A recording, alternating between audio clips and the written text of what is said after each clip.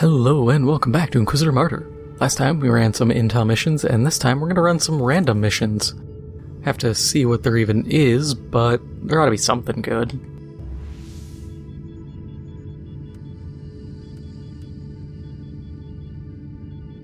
Oh yeah, our seasonal mission, that's still got some time to go on it. Let's go...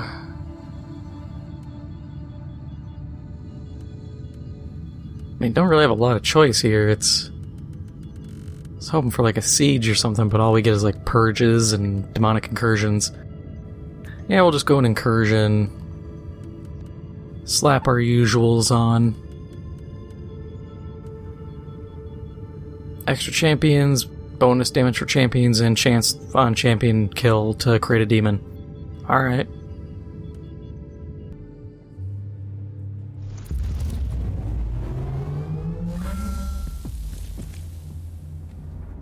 Kinda wish we'd get some new gear. I actually figured I'd point this out to you guys because I didn't know this for the longest time. I just thought it was like a bug. But you notice how those two abilities here on the bolt pistol are different colored? That is because they are enhanced versions of those skills. And they're only available on Archaeotech or better weapons. Another neat thing that I wish was explained to us, because that's actually really cool, it's just, you know, we're never told that's what that does. But yeah, I saw an interesting little discussion where people were saying, like, games are starting to lose their, what was it? Their identity and art direction. And that's something I didn't think about too much. Please, can I stand up, game?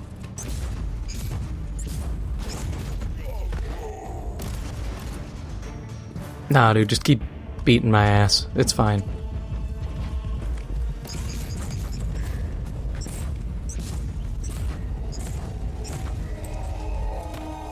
But it was something I was thinking about, and it's very true that a lot of games definitely lose some of their identity over the past few years. Great example is Call of Duty. Every year we get fed the same line. Oh, it's gonna be realistic and tactical and all this stuff, and it drops and everybody's got their cool military armors and everything's all mil-simmed out and all that. And then 2 months in, there's a skin that makes you look like a cat. Or you can play as Nicki Minaj. Or, as we're seeing right now, you can get the super shotgun from Doom, that skin, and it has the low frame rate reload. And you can get skins from Spawn, and they're adding Diablo skins so you can play as Lilith or Inarius and all this stuff, and it loses its way. And we see that more and more. Fortnite's the same way, when the original art style was fun and kind of cartoony and it worked. And now at this point you can have Travis Scott, Goku, Naruto, and the Xenomorph on a team hitting the gritty in front of Thanos, another Xenomorph, Master Chief, and a banana in a tuxedo.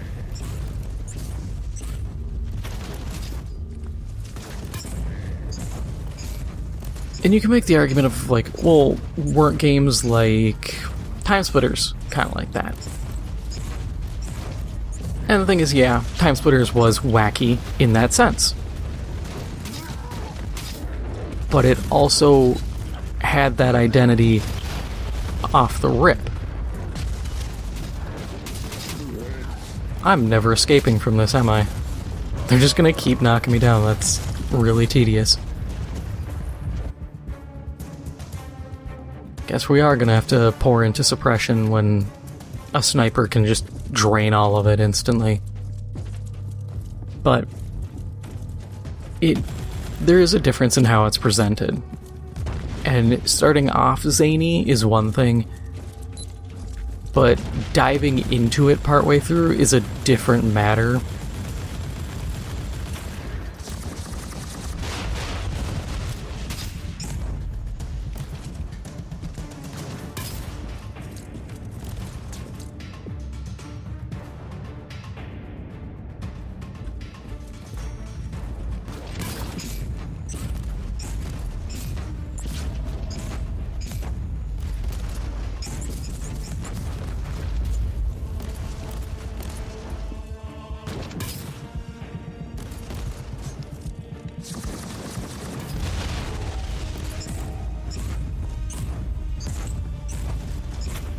And it is kind of a shame, because it just becomes a matter of, like,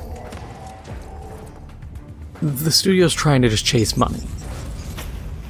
And especially with how Call of Duty, actually, Fortnite's just as bad, where it's just memba berries. Oh, remember the Terminator? Remember Judge Dredd?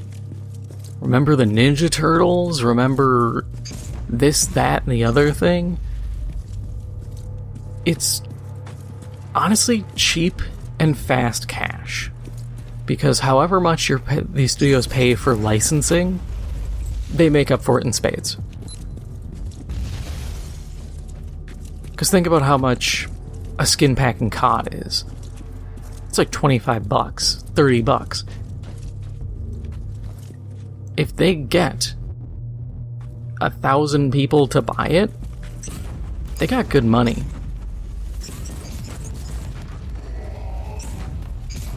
And that would be very difficult to sell only 1,000 skins.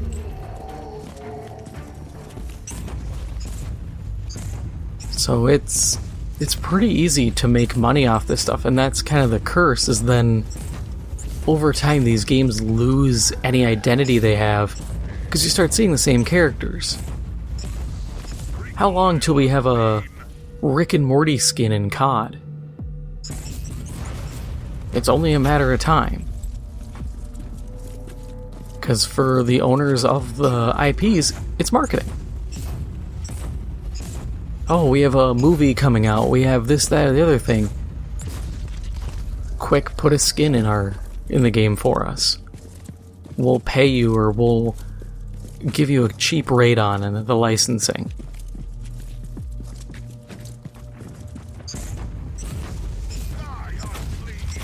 And at least with Time Splitters, the characters were unique. You didn't have Kylo Ren in there. You didn't have Darth Vader in Time Splitters Future Perfect. If they were gonna make a character, they'd make their own kind of comical version of it.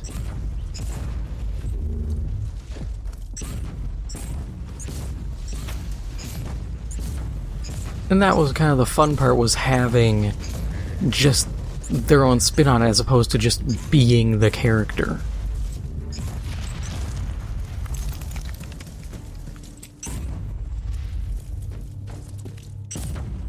And it takes away from the seriousness of whatever game it is. Like, I remember in Killzone Shadowfall, I think it was, because in Killzone 3 they introduced, at least I think it was 3, they introduced the,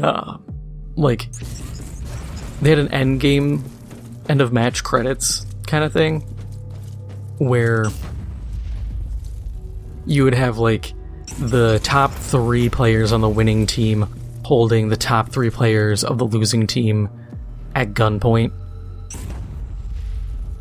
And it used to be like, you could press a button, you could like break a neck, or you could like cut their throat, or do some real brutal stuff. You could just like beat them down. And then I remember in Shadowfall, you could fart in their face. And I remember the first time seeing that, and I was just like, what the hell is this? What did you do to my game? Because it felt so detached from the setting that it no longer was like, haha, it felt wrong.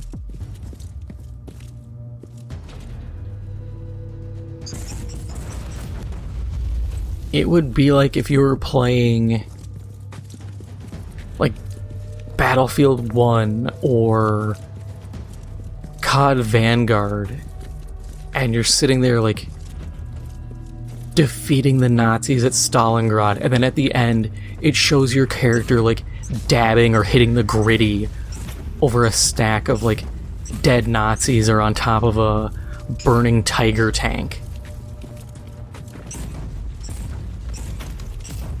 It's such a weird, disjointed thing that it just feels weird, obviously, but it feels wrong. Where it's like, you don't have to have this.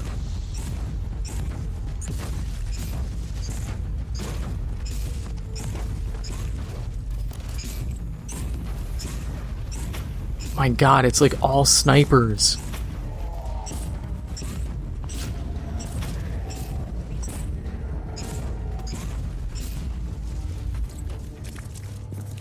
But yeah, it's weird. I don't get it.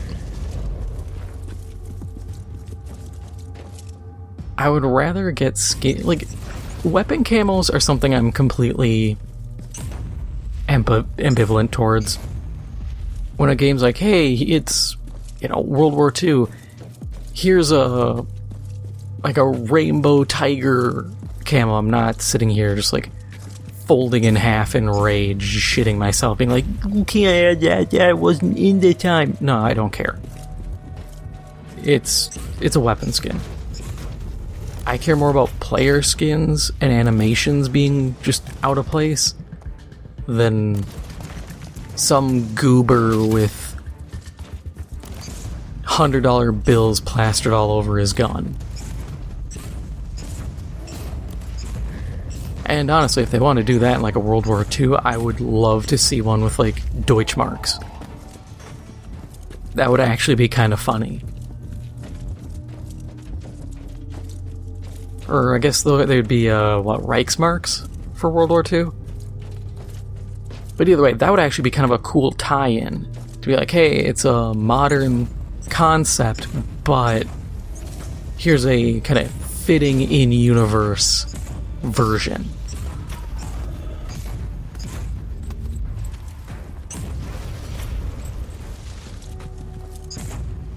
And I will say, I understand with COD, like, they have right now, if you pre-order Modern Warfare 2, or Modern Warfare 3, for Modern Warfare 2, you can get a skin where it's Ghost, but he's a zombie. And I get that, because the zombie stuff, that's COD through and through, and it also tracks because that's kind of what's one of their big things for Modern Warfare 3 is the zombie mode. So I'm not too annoyed or mad about that because it fits.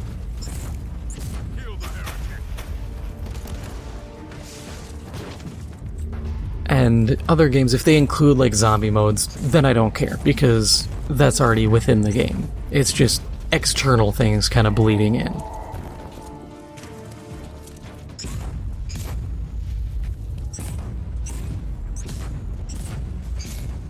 I just wish games would kind of stick to their own styles again. Because I think that's sorely lacking these days because of the attempts to appeal to everyone. It really does make every game kind of bland and homogenous. Because they just become a vector for marketing.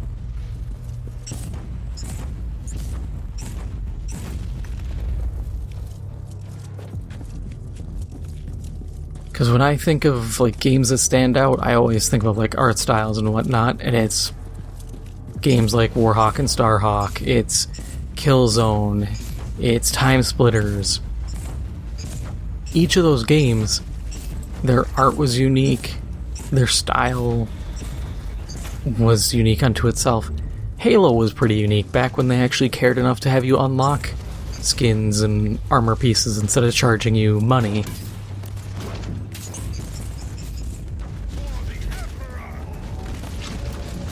Okay, game, I get it. You can't target the guy behind cover. I'd rather just shoot him than be told to just sprint into gunfire.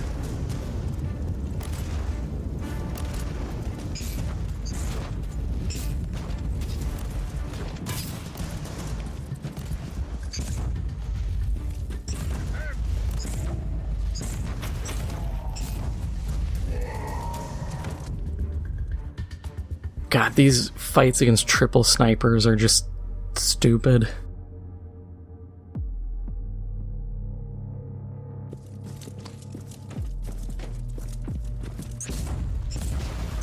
I guess from here on out I'm gonna have to just avoid Alpha Legion fights because they're just... It's fine, but it is not fun when the game also is a little stupid and can't figure out what to do with me being unable to target a guy.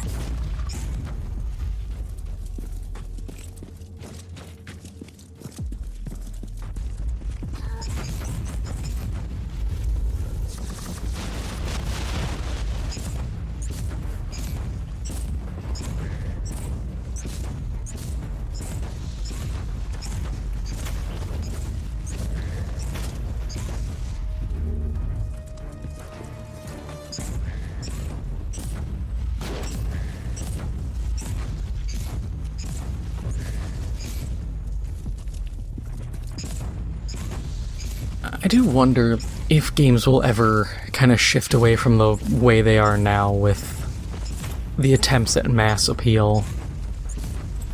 Because it is the curse of, like, investment-based game design. Because you're beholden to shareholders, and the shareholders don't care about the product as long as it makes money. Which I think is why we're seeing games get worse and worse and come out buggier and buggier. They cite, oh, they're more complex. I think that's a lie unto itself. Look at Starfield.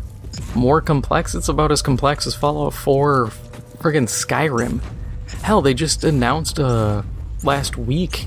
Actually, by the time this came out, this video, it'll be like 2 weeks. But the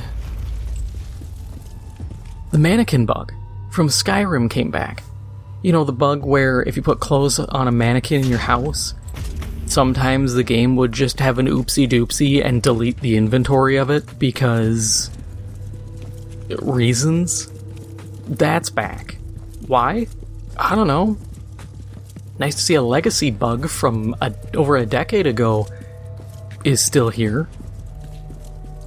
They also have the problem of some ships have some boxes do the same thing, so real fun trying to figure out which ships and which boxes will just nuke whatever you put in them. But so I don't believe the increased complexity argument.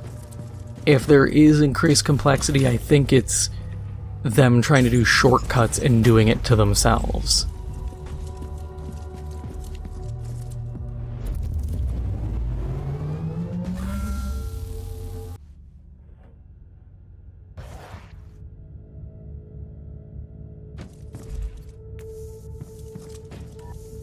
Alright, let's quick clear this out.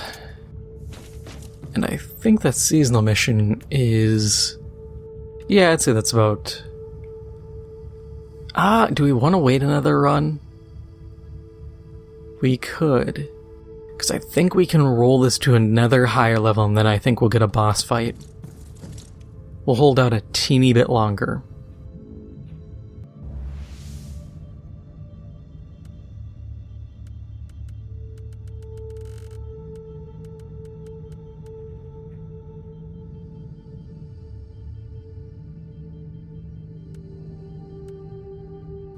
What are we looking for? Let's do an Eldar mission. I haven't fought the Eldar in ages.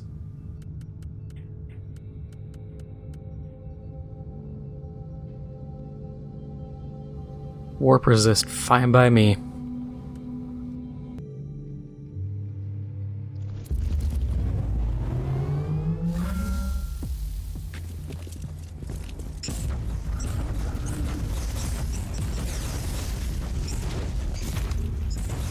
One thing that does come to mind with how games kind of lose their identity and all the microtransaction stuff is they seem to really focus so heavily on making sure their microtransaction shop is up and running that they end up putting the cart before the horse. Because I saw that people were arguing about it with, what was it, just free-to-play games in general, saying like, all games fail because they're games as a service and all this.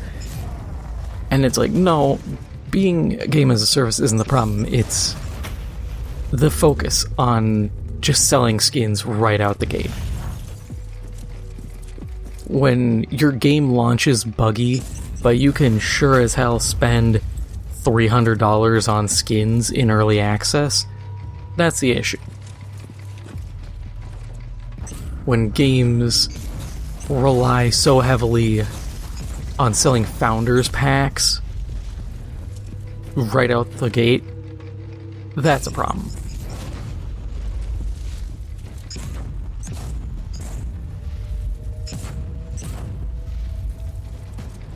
Oh, I had to laugh. I saw statistics for Diablo 4. They have lost like 99.2% of their players. People are now complaining they have to do world bosses solo because there's just no one around. And it is unfortunate, but at the same time,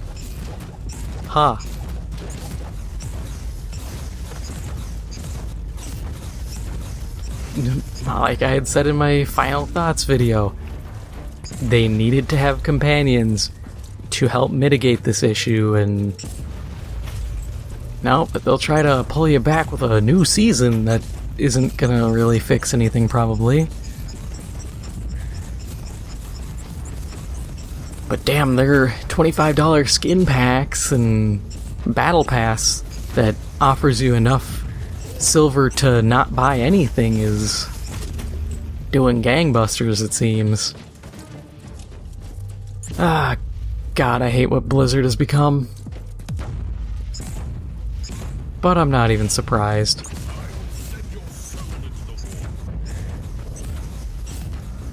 That's why I laughed about the news where they're one of the head guys for Blizzard was talking about how they're planning on making another Diablo game and all this stuff, and they're gonna put them out more. I'm like, you're already going in with very little to no good faith with the community anymore.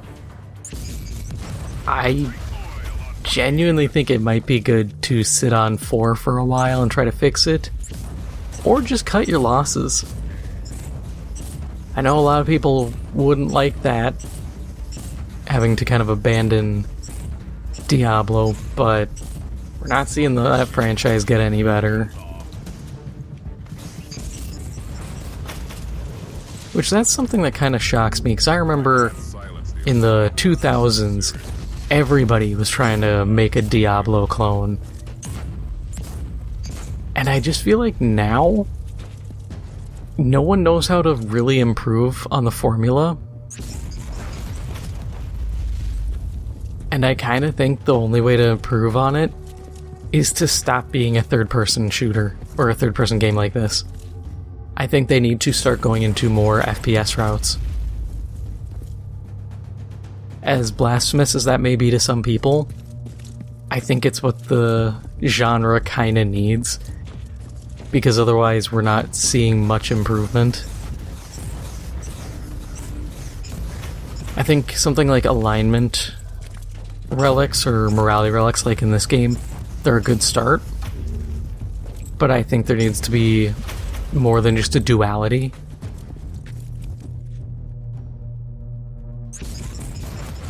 I think it needs to be just a large number of different alignments that have their own kind of subsets.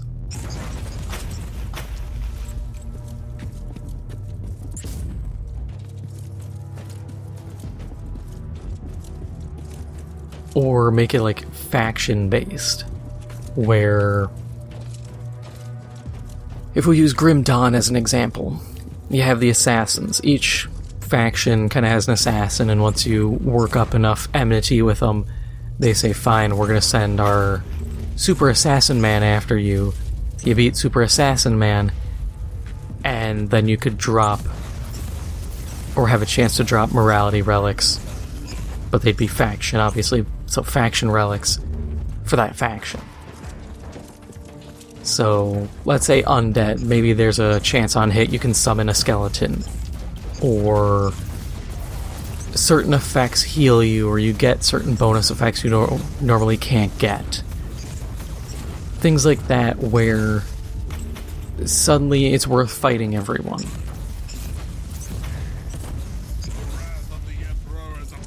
There's potential. It's just someone's got to do it. Which is a problem I have with a lot of the industry being located on the West Coast, is they've essentially set themselves up to be like, hey, you either need to be here or we're probably not going to care. And so you're drawing from a limited pool of players or limited pool of employees. You see the same people kind of get schlepped around to different studios, so their bad ideas never really get purged, which it wouldn't be terrible if there were more studios. If there were more, you could get away with having someone with bad ideas linger. But you can kind of almost trace some of these designs from studio to studio. Which, that also reminds me, I think... No, I might have covered it. If I did, oh well. Capcom, their president or whatever was saying that games are too expensive to make. And that they need to raise the prices. I'm like, look, you need to curb your budgets. No one is holding a gun to your head and saying, spend $150 million making this game. No one is. I'm not. I don't care about 4K resolution. I've seen people be like, oh, it's a nice option. Yeah, an option. But when I watch a 15 gig game turn into a 90 gig game because of 4K textures, there's a problem. You're kind of ballooning games, and it's this artificial inflation that makes people think, oh, I'm getting more game. No, you're getting actually very little game for what you're paying. I always remember the NBA trailers. You always see them at E3 and all that, and it's always like, here's LeBron James in game, and you just see like all the pores on his nose. And it's like, why? You realize my camera is way up in like the stands. I can't even make out these players' faces. Why do I need this much detail on their skin? Like, there's pores and hair and all this. I don't need this.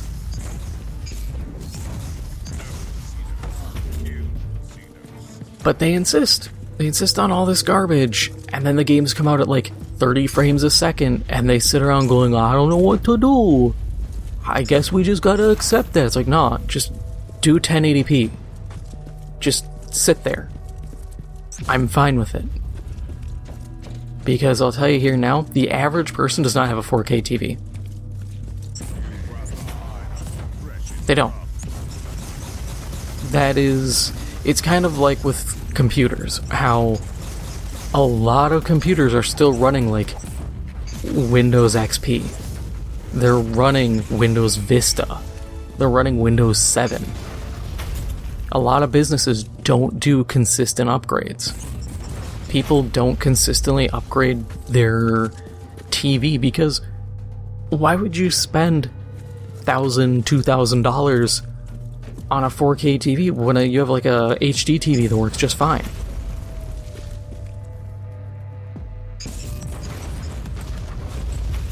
Yeah, it's cool to have the options, but they should be post-launch, like, hey, here's some of our guys were working on this. If you want this texture pack, here it is. As opposed to, you're all getting saddled with this, enjoy your stupidly high, like, download for this game. Which floors me, because I was looking at Cyberpunk.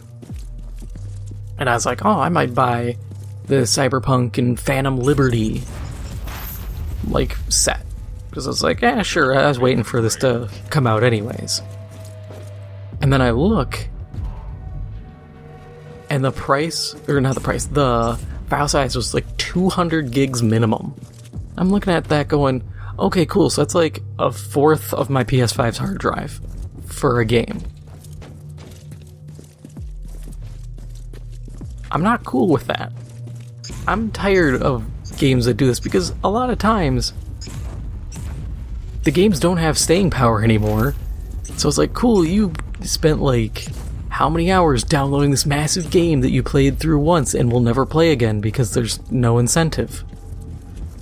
It's like, nah, I don't want that.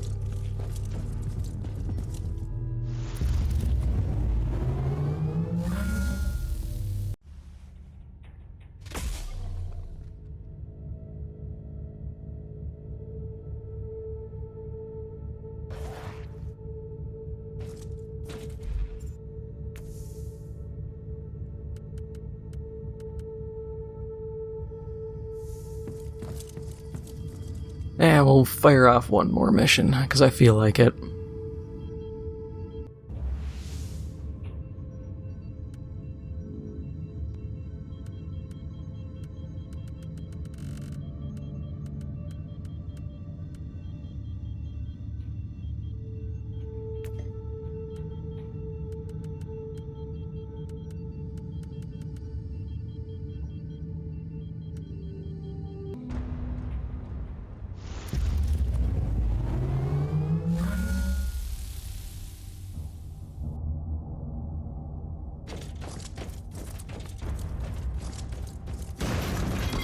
Yeah, there's some weird stuff going on with just, I feel like it's a lack of accountability within the industry, just kind of driving really weird business choices, unrepentant spending. And it's always funny because it's like, oh, well, our competition is spending this much on making a game. It's like, yeah, that doesn't mean you should.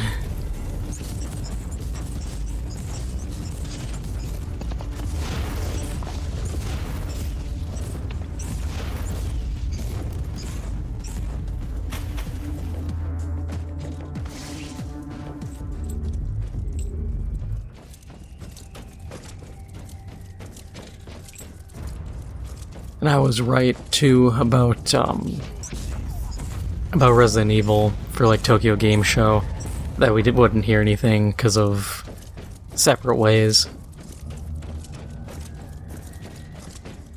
Kinda sucks because I don't really care about Resident Evil 4. I know I'm in the minority for that one. People, for some reason, absolutely adore that game.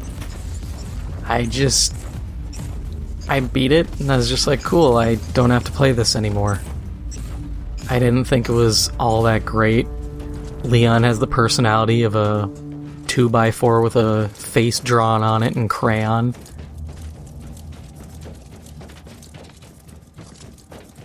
It's like, I don't care. And I admittedly, I do have problems with Resident Evil.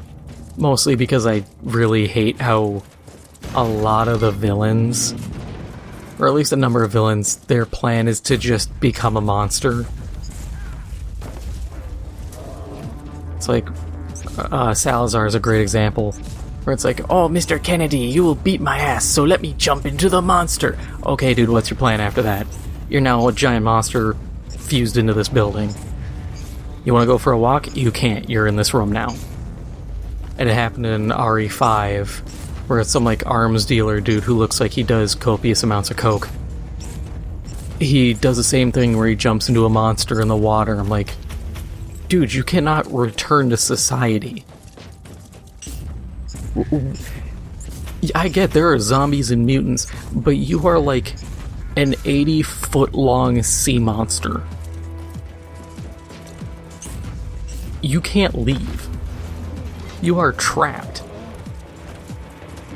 It's like if your plan is to die fighting, sure, what do you got to lose? But if you were like, hey, I'm gonna win, you don't have an exit strategy anymore.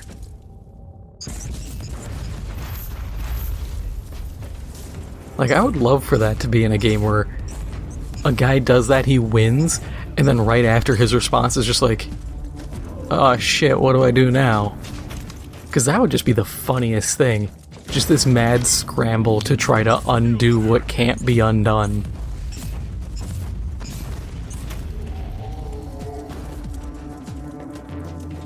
I get it's not the most exhilarating boss to have when if it's like, oh, well, he's instead just gonna unleash a bunch of other guys he mutated.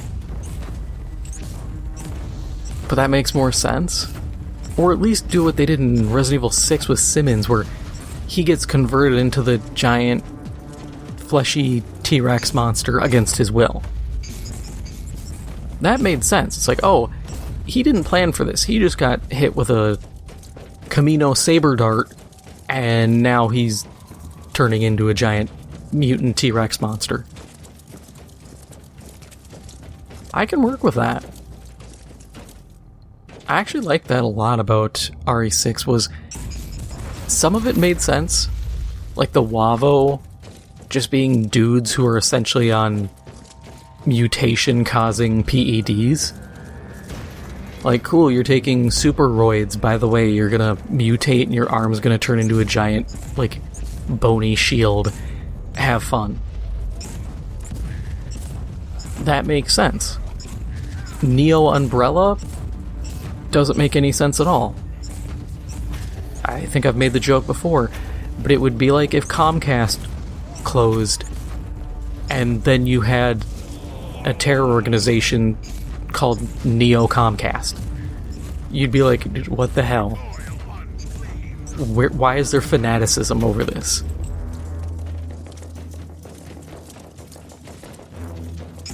Especially when, like, Resident Evil 6, I think? No, 7. Yeah, 7, because that's in the Bayou. That one where they have, like, Blue Umbrella. That made sense of, like, oh, this might just be, like, a splinter or, like, a forced divestment. Where they're trying to kind of distance themselves from their past, you know? Hugo Boss, don't ask what happened during the 1940s kind of deal. Or Volkswagen. Don't look at the engine block of a 30s and 40s Volkswagen. You'll be in for a surprise. That kind of beat. Where it's like, okay, that makes sense. That's actually something I wish they would expand on. Why I wish Umbrella Corps didn't suck horribly. Because it was really cool. Little did you know, there was lore in Resident Evil. Well, not even Resident Evil, just Umbrella Corps. There was lore. It turned out there were different corporations, and there was like a Japanese company, and they had a sub-company that was hiring the players to do stuff, and there was actual interesting stuff that I was on the wiki reading about it, and I was like, oh, if they had made this like a XCOM type beat, where you'd, instead of just playing the multiplayer mission solo, you actually had AI who could rank up and you'd go and do missions on location, this would have actually been an incredible game. You could earn rep with different factions, get different gear, different things, like, oh, if you work with this company and they like you enough while you're operating, like, in East Asia, you can get certain bonuses. You can get, like, a UAV that's going to detect any BOWs. Stuff like that would be awesome. Because then it makes everything more believable. And I love games like that. I love, like, MechWarrior 5.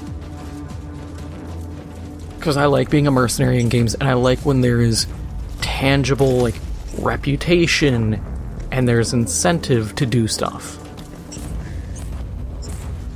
And it would just be fun. They just have to make sure the AI isn't completely wank, and you can have a lot of cool, fun experiences. But sadly, Capcom did what Capcom do, and if it isn't a mainline Resident Evil game, it kinda sucks usually. That's why I've seen people talk about wanting a new Resident Evil Outbreak, which I would love a new Outbreak game, but they would need to make it like a good open-world horror game, like Dead Rising, but not campy and stupid. I love Dead Rising, but after you dress like a woman and put on a Mega Man helmet for the first time, you're like, okay, I'm kind of done now. I've had my funny moment. Can we have a game that's a little more serious? And then you get a boss fight where it's a fat woman on a mobility scooter who tips over and dies drowning in her own vomit. Yeah, that's a boss fight. It's the end of her boss fight, and it's an experience, that's for sure.